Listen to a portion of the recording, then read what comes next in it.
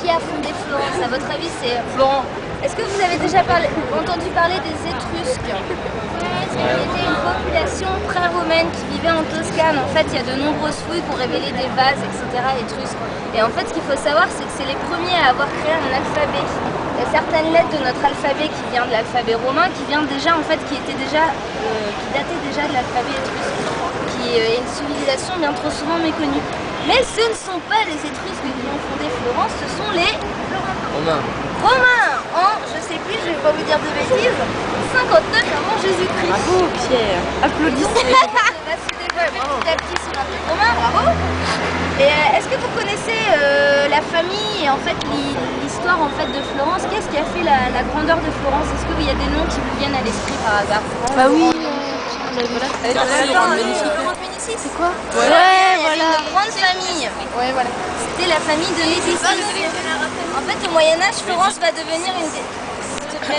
Médicis, c'est un peu d'attention. Florence va devenir une très très grande cité.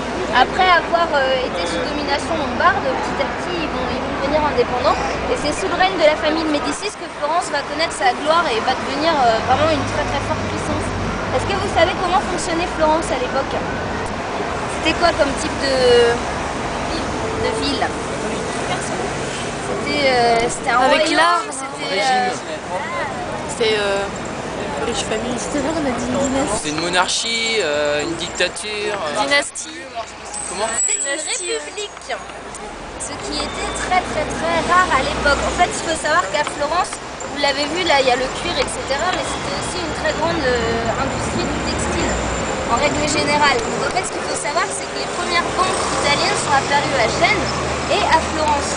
Donc avec l'industrie du textile, tous les commerces et toute cette industrie-là soutenue par toutes les banques qui à l'époque étaient très rares, Florence s'est développée à une allure phénoménale. En plus, il y avait cette famille de Médicis qui était très très très ambitieuse et qui aimait beaucoup l'art, etc. Donc ils faisaient venir un peu tous les nobles d'Italie et d'Europe parce que vous avez beaucoup d'argent et un attrait pour les belles choses, qui fait que ça a valu dès le début une renommée à cette ville, quoi. Et donc ce que vous voyez ici, c'est le dôme de Florence qui a été commencé en 1334, je crois. Je dis de bêtises.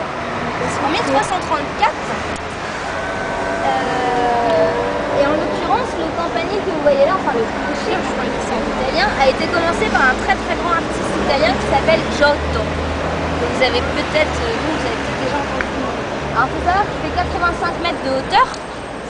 Je vérifie parce que si je dis non. Et la coupole en fait 91, là, la coupole, je veux dire que vous voyez derrière, on va passer de l'autre côté, vous allez la voir.